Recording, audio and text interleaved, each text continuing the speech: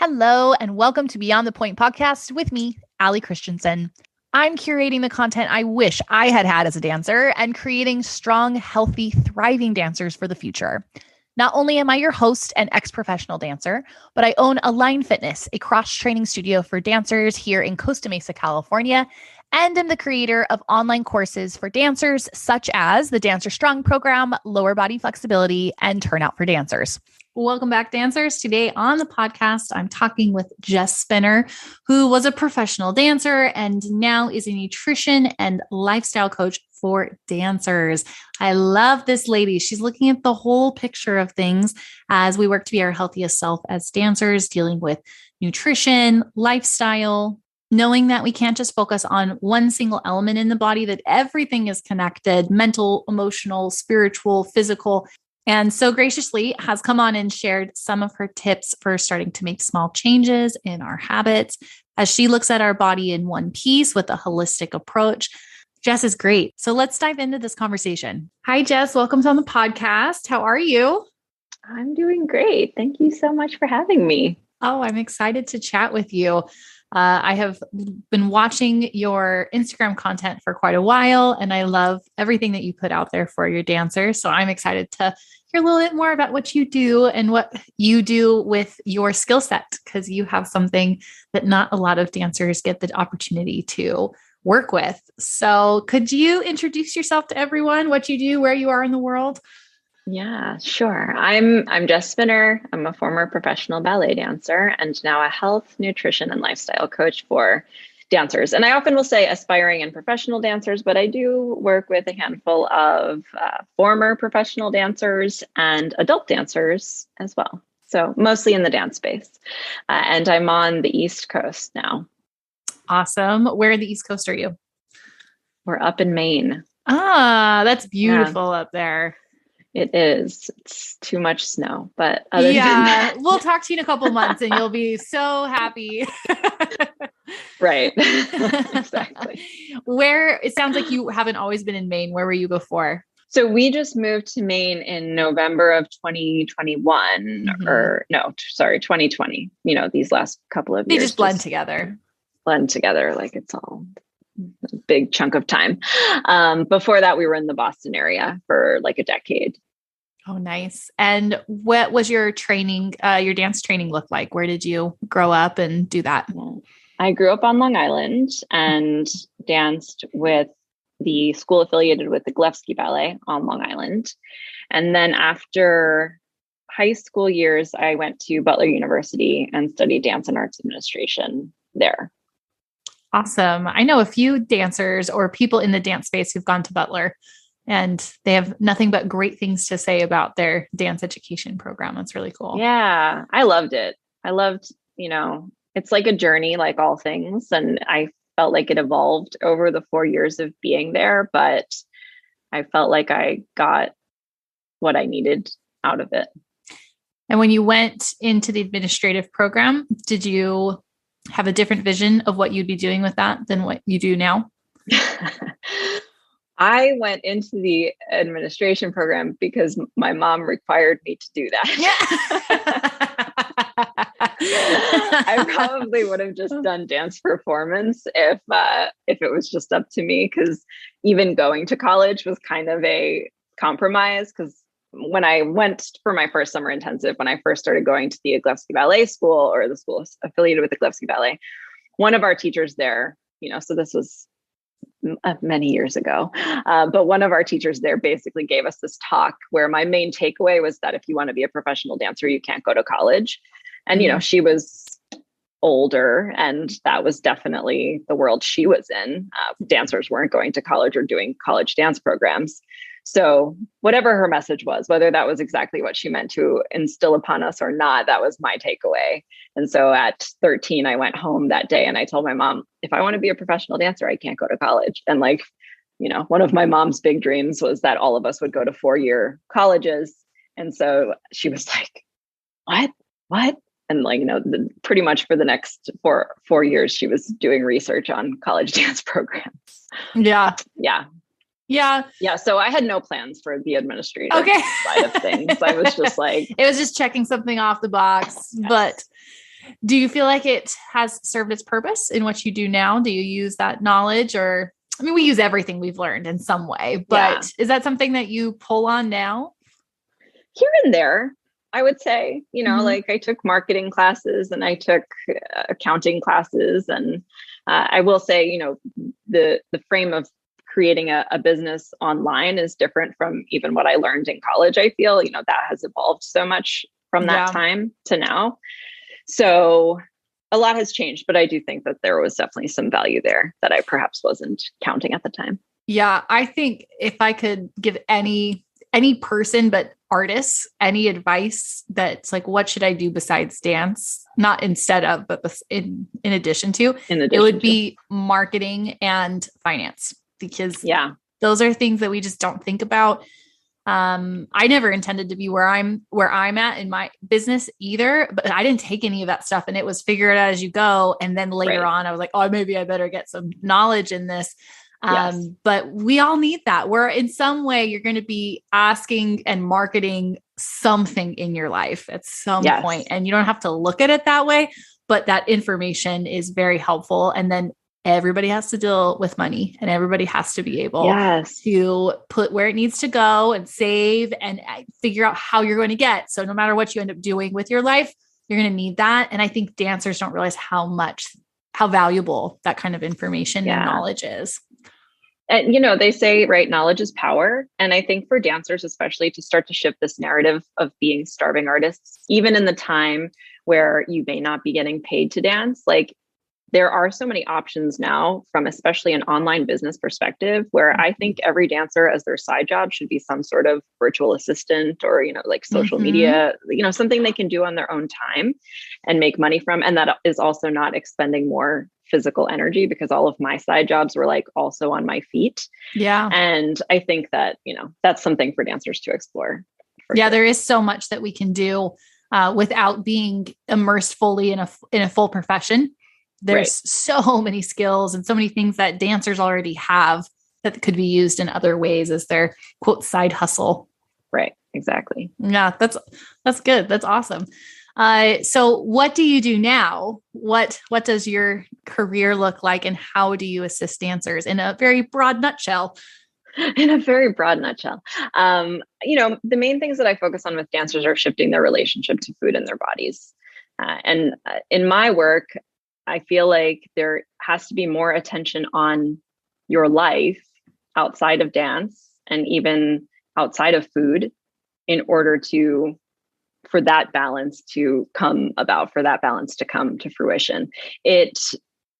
Dancers generally neglect many areas of their lives that need attention. And I think that they find that when they do put more attention on, relationships or spirituality, they are able to relate to their dancing in deeper ways and build artistry and, build this deeper and closer connection to food and their bodies. I have been saying more recently, I just feel like it's amazing how dancers can be so connected to their strength and physical power and muscles and like how that feels in their body, but yet so very disconnected from what their bodies are actually telling them. And I think that putting intentional focus on that can help so much. There's something that I think happens for a dancer as they get older, and their sole attention shifts away from the studio and starts to diversify a little bit. Yes. And I hear this from a lot of people that I talk to as I work with older dancers, meaning not, a 21 and under. And then I know this happened for myself. It was when I made the shift and I started looking a little bit more outside of the dance world, and I started to meet new people, experience different cultures, which I thought, as a dancer, you do get to meet a lot of people. So I thought that was already there. But as I was traveling or just in the homes of different people, because I made time to go have dinner with a friend instead of being in the studio until super late, I started to realize how disordered my own eating things were with my own body. And I've said multiple times in this, whenever I've talked with someone who deals with eating, I never thought I don't have I wasn't anorexic or bulimic, but I had very strong disordered eating things going on. And I still am like peeling the onion on those 10, 15 years later. But it was actually a very prominent time when I started to realize, when I step out of a world where it seems okay to be a certain way, and I look at how it's not okay in a lot of the world, it was very eye-opening and almost shocking. And it was emotional for me to see that I had let myself and my body go down such a rabbit hole, because I do hold my body and all bodies as such a high value. And it means so much to me to take care of myself. Yet this one side was so blinded for me because of many, many reasons. Yeah.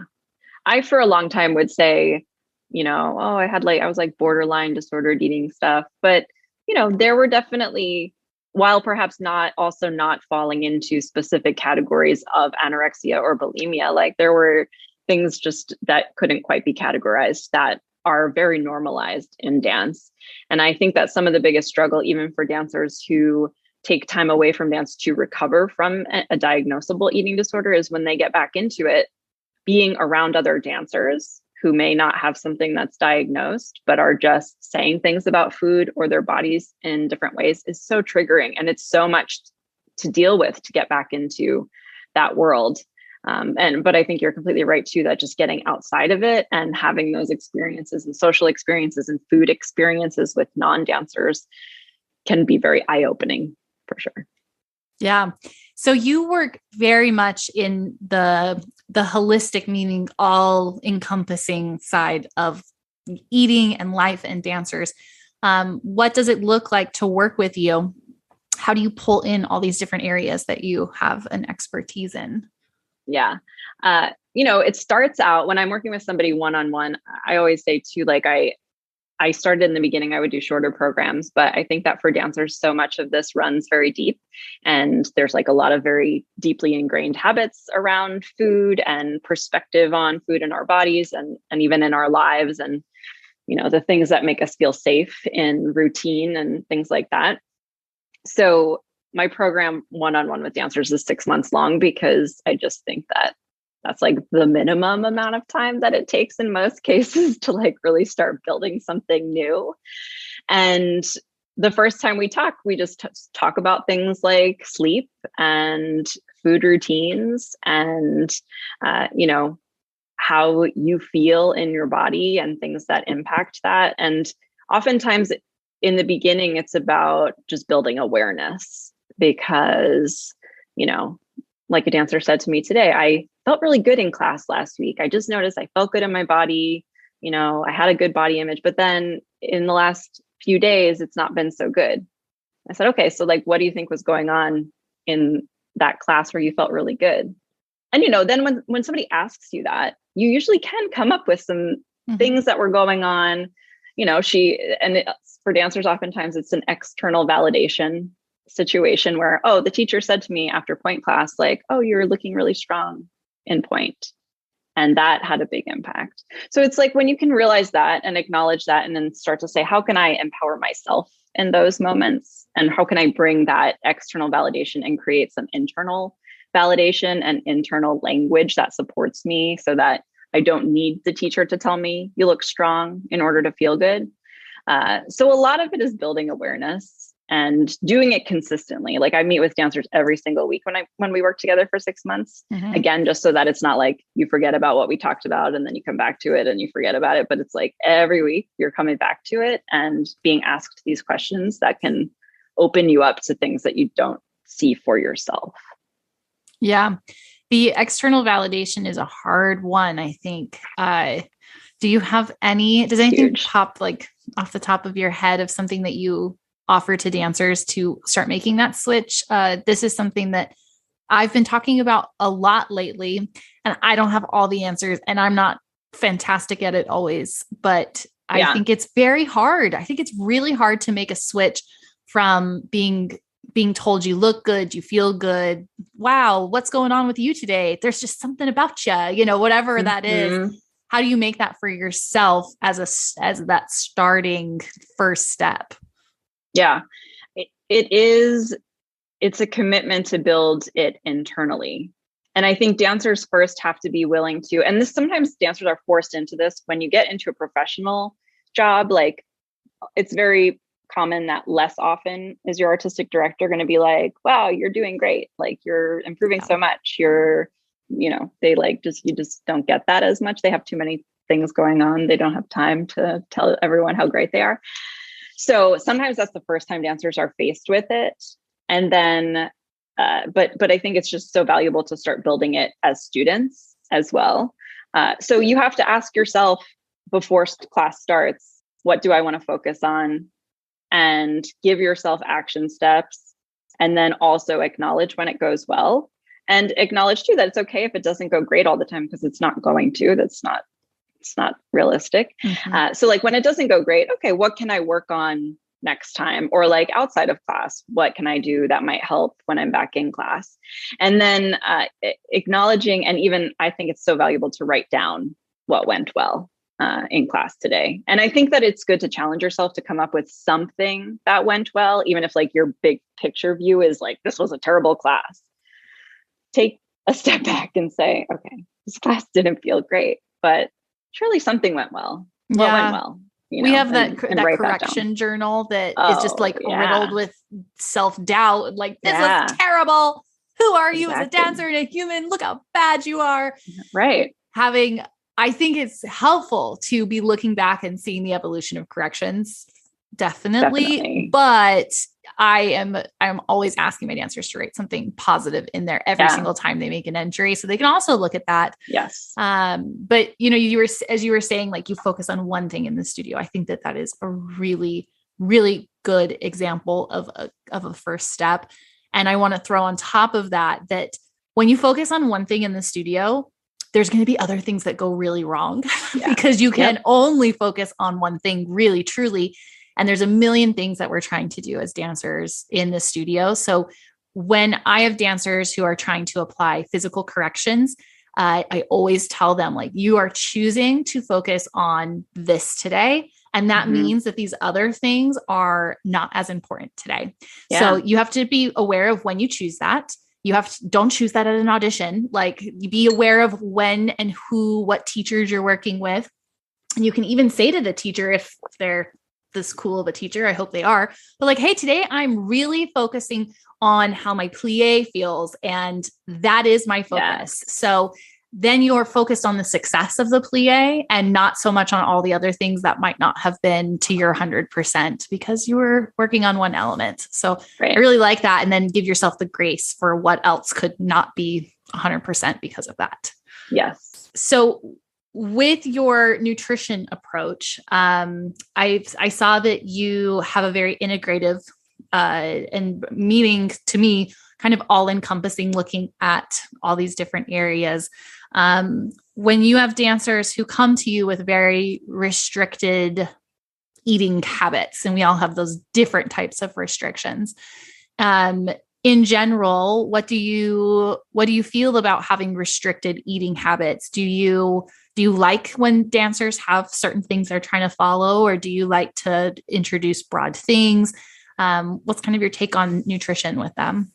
Whenever dancers or people in general are restrictive with things, there's usually some reason that they've come up for why that is, right? Like, I shouldn't eat. And for dancers, it's usually even more specific as far as like, I mean, sometimes it comes from teachers or parents or television, media, Instagram, right? Like, I shouldn't eat X because it will do this to me.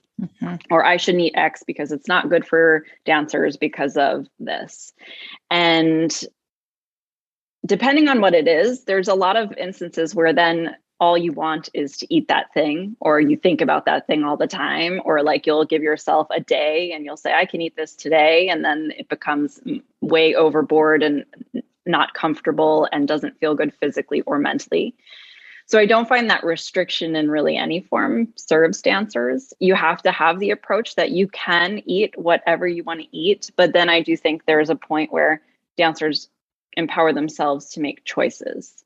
I can eat whatever I want to eat, but I'm going to choose not to eat this thing right before I perform because it doesn't feel great for me, or I'm going to choose not to eat this thing more frequently. I'm not going to eat this daily or even weekly because I kind of get a headache after it. I don't have an allergy or intolerance stopping me from eating it, but I notice that I get a headache. So it's just not my number one choice, right? And like for me, this is something like the headache example comes in for me because it's something that I experience when I eat chocolate in the afternoon, even as part of a snack with almonds. And I love chocolate and I do eat it. And I don't really get a headache if I have it after a meal. But if it's on its own kind of, or even combined with fat and protein, where you would think that might, for some people, that takes care of that sugar high. But for me, it gives me a headache. So sometimes I still make the choice to have it, but I know I might get a headache. It might be better if you waited till tomorrow to have it and eat it at a better time in the day. Yes. I hear myself and dancers kind of take what you maybe say about chocolate for you and then making this global assumption that every sweet on the planet, including fruit and whatever else we can throw, is not good for me because this sugar in the chocolate gave me a headache, when really maybe it wasn't the sugar, maybe it was something else, who knows, but we make these global assumptions and then we get really, really restricted in what we're eating. And it becomes a story we're telling ourselves. Yes. And then that story becomes so heavy because that's eliminating a whole food group, multiple food groups, if you look at it that way. And it's very heavy on the soul to feel like, I can't have that. And that creates, like you said, a cycle, but it's a very real cycle that I've lived in the past, and it's exhausting. Yeah. It's exhausting. Yeah. In the Dancer's Best Body program, which is an online course and group program, one of the things that I have dancers look at is what have been the things that have come into your life and created these food stories for you, because a lot of times it is like, oh, my ballet teacher when I was 13 said, you can't eat this if you want to be a dancer. Like something like a very big statement was made about some food that they loved at 13. And then they're like, well, I have to stop eating this altogether if I want to be a dancer. And when you're able to make that connection, because a lot of times those things happen and you haven't made that connection, then a lot of times they end up laughing at it and being like, what? Why did I believe that? Or why did I take that so deeply to heart? And, it's like, we know why. It's because you were young and easily influenced at that age, especially. But really looking at that is so important. Rewriting our food stories they run so deep. And I don't think that it's not simple work. I hope I'm saying that right. It's not simple because there's like so many ins and outs and emotions. And whenever there's emotion involved, it's unexplainable most of the time. And it doesn't make it bad or not real. It's just, you can't always explain why you all of a sudden feel sad, or all of a sudden you started crying, or all of a sudden you're angry at whatever, or you're so happy. These things are kind of like blindside us sometimes. And I feel like around food, and then because we spend so much time in the mirror, we are looking for such external validation. And then you're also judging your own self on a much higher standard than anyone else is judging you. Those emotions can really hit us hard. And I think that food is one spot where dancers feel like they have a lot of control. And it's a way for us to take all the things that we have no control over and say, well, I can do this one, so I'm not going to eat any sugar because one time I got a headache when I ate chocolate at 12. Right.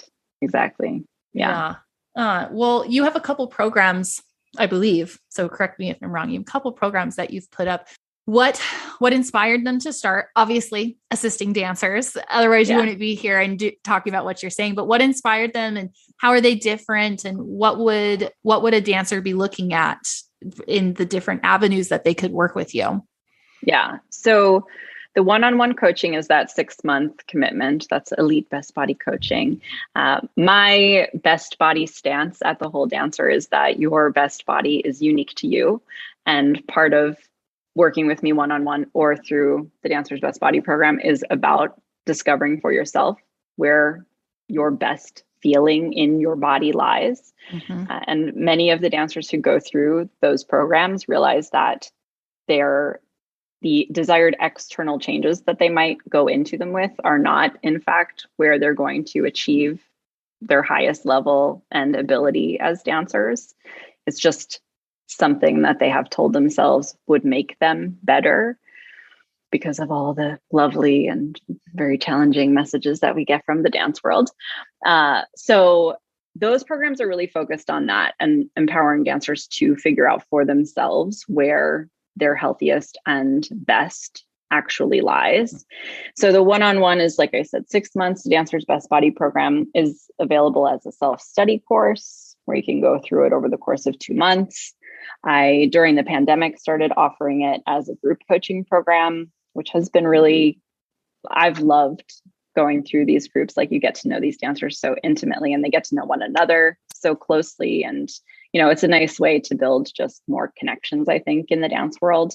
And also to share about things in a group that dancers will often not talk about with other dancers, like body image struggles and food struggles and, where these things maybe stemmed from for each of them. And that's something that I noticed when I was dancing too. Like, I had maybe 1 or 2 friends over time. Like, when I was in the company, I had a couple of friends who I would talk to about my food, body image, insecurity stuff. But for the most part, like, you kept it under wraps. So the group has really opened that up for a lot of dancers. And then most recently, I launched a course called Find Food Harmony, which is about connecting to your emotional relationship to food and any emotional eating struggles you might face. Yeah, so those are the main ways right now to work with me. What do you think about when dancers are making the decision to work with someone like you? How do they choose whether they're going to work with you one-on-one or in a group setting? I think some people have a very clear, like, this is what I want. But some people, I know, they reach out and say, I don't know which would be best for me. Do you have any guidance on maybe questions to ask yourself, or what kind of person does better in group settings versus private settings? Yeah. Like you said, there are definitely people who have a very clear picture of what they want to do. Like, I have had dancers who were like, I would never join the group.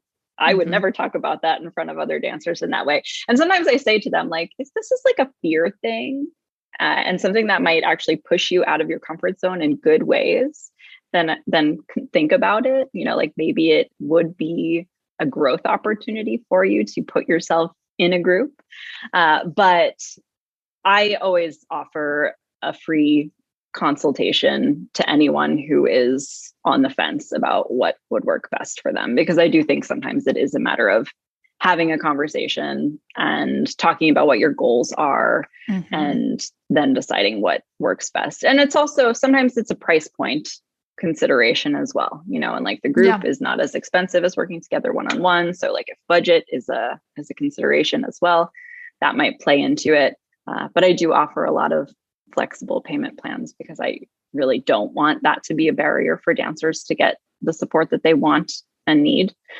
So there's flexibility there as well. I have a similar situation where I have group work together, or work where they can kind of go at their own pace. And then we have the private setting where I'm there attentively with them.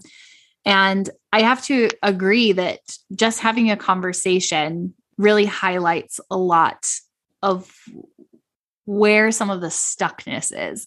And our vocabulary is so revealing. And I think that when the cool thing for everyone listening is that when you are working with someone like Jess, just having that conversation is going to assist her to make the best recommendation based off of, what she feels she can offer you.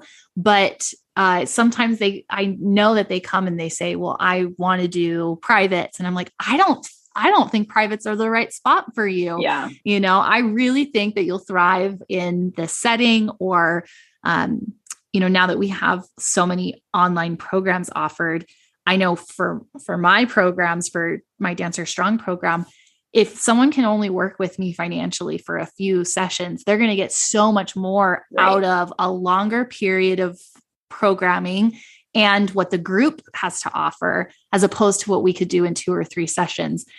So, finding the balancing in your mind is you're searching for programs like this. What am I going to get in the long term? I think is an important question, because everything's so instant right now. Everyone has a program. Everyone wants to be more flexible. Everyone wants to have their food goals done tomorrow. And the long term is where the gold will be for all of our body goals, for our mental goals, physical goals. So it's just an interesting thing to think about when you're trying to assess where you should be in working with someone like yourself. Yeah. Yeah. And also when we have a conversation too, and I always say this, I will be very honest with you if I don't think that working with me is what you need, because sometimes I talk to dancers and it's very clear that a different route would work better for them. And I think that it's really nice, and we're lucky in the dance world now that there are so many different specialists and online programs and courses and things like that, because these things weren't around when you and I were dancing. That was not right. the case. And so know people like us existed. No, you got to explore your options too. So I think that that's another thing that can be beneficial to having a conversation is, like I said, I'm not going to tell everyone who I talk to, like, yes, I'm exactly the only person who you should work with.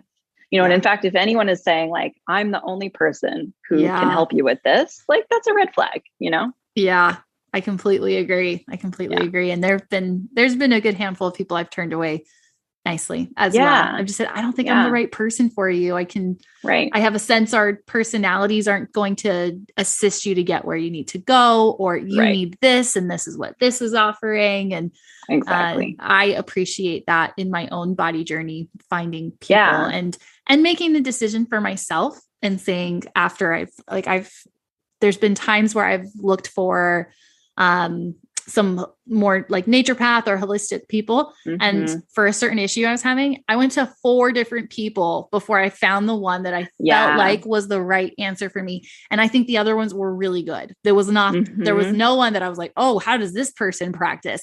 They were all really good, but they just didn't have what I felt would assist me in the moment. And maybe in the future, one of those other 3 people will be someone that I'll keep in mind and go back to. So there's always a time and place for people, and you have to use your own intuition, I think, when you're working with something, especially so emotional and deep as working with your food and your mental and emotional health in the dance world, in a crazy dance world. Definitely.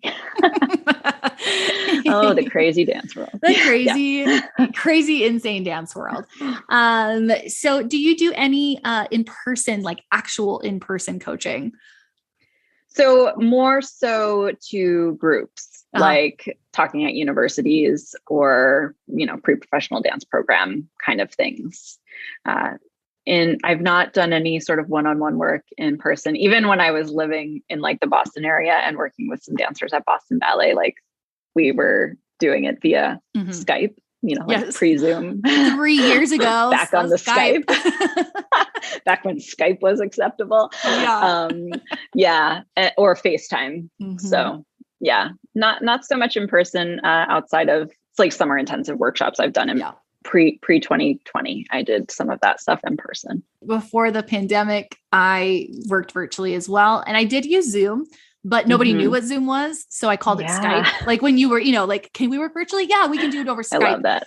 So it was like the Google, like you Google it, you Skype it. And then pandemic started and all the little kids are like, Miss Allie, it's called Zoom. Like, okay, I get it. Like, I know what Zoom is. So I got like outdated really quickly. Even though I knew what we were talking about, but it still makes me giggle to this day. I'm like, wow, it changed so fast. Now everyone knows what Zoom really is. Took over. They took advantage of that. Could we have had some stock in that? And that would have been amazing. No kidding. Well, tell everyone how they can find more information about what you're doing and your programs. Where can we find you on the internet? Sure. I always say the best place is thewholedancer.com. Nice and easy. I'm on Instagram at The Whole Dancer. I've just started YouTubing more regularly again. So check me out on YouTube, also The Whole Dancer. And then I also offer, you can email me if anyone wants to get in touch, if they have questions, if they go on the website and have questions. I mean, of course, I have a contact form there, but you can also just email me, jess@thewholedancer.com. Love it. I always say whenever we have someone like yourself on the podcast who offer such amazing things, and I feel really lucky to be connecting someone who's listening to someone like you. But there's always so much information that we can gather here on the podcast. You start to check all these people out on Instagram and YouTube, and it's a lot of information, but keep it in your little notebook of things like Jess did this and sounded like she really specialized in this. And there'll be a point somewhere where you'll want something from Jess. You're like, oh, I want to check out her Instagram. I need a boost in this way. Or you'll find it for someone else. But I really think that people like yourself who are doing such a great job with dancers and are very approachable, there's a time and place for it. So when you're listening, if this is not the time and place for the information that Jess has for you, don't write it off. Keep it in mind, put a little tag on your Instagram file like I do. And you come back randomly. You're like, oh yeah, I remember. I heard that interview with Jess and that was really interesting. And then it starts the conversation all over in your brain for you. So, we're in a world of so much information. So just make a nice little neat file for it for yourself. Too much information. But if what Jess was talking about sparked a little bit of interest, I highly suggest you go check out what she's got on her website. She has a lot of information. I was on there earlier and her Instagram is great. So many tips, lots of great things to just have pop up in your feed. That's one of my new, like in the last maybe year is things that I did on Instagram was I got rid of everything that was not inspirational. So I use it for work, but I was tired of having my feed bombarded by things that I'm like, I don't even know who this person is anymore. And it's not what I want to see. And I don't have control over other people's posting, obviously, but tailoring it a little bit more has been so lovely. And yours is one that pops up all the time. And every time I'm like, oh, that was great. I feel better. You. So she is definitely worth having in your feed. Thank you so much. Oh yeah. I love when your reels pop up and every time I'm like, gosh, I need to start making more reels. Oh, that's been my newest endeavor to make Instagram a place of learning. They're that's great. A hard one. It's a hard one for me. They're great. Instagram is not something that comes naturally. You make it look easy. Thank you. Thank you. I find it very inspiring. Oh, good. Someone does. Talk about judging yourself. It's like getting over the Instagram thing is a real thing. And I love it because of what it allows us to connect with and to hear from people and saying, I thank you so much for this information. I'm going to take it to the studio or whatever it is. I needed to hear that. But the filming days are not my favorite. So I'm always grateful when the information is appreciated so that it makes the work worth it. It's very, very good. Yeah. Well, thank you. And I'll tag all your stuff in the comments below so you guys can check it out. And we'll talk to you later, Jess. Thank you. Thank you so much. Thank you everyone for listening. This was a great conversation with Jess. Go check out her stuff. Everything's linked below. If you're new to the podcast, there's other dance professionals just like Jess in all areas of dance. So go check out the list. You can find this on any of your podcast listening platforms.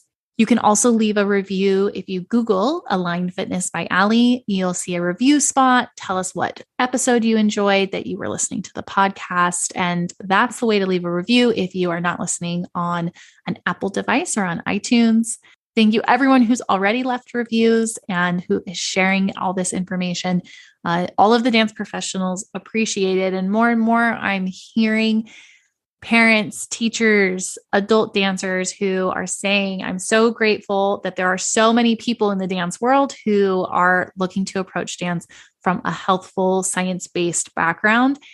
And I'm so excited about that because that's not what we could have said even just a few years ago. I think that the amount of availability of these types of people like Jess that's out there for us right now is hugely due to the availability that we have online and you guys sharing these people that you're inspired by. So go share your favorite episodes on Instagram, TikTok, whatever you use. Thank you for spending your time here. And I will see you all right back here next time on Beyond the Point.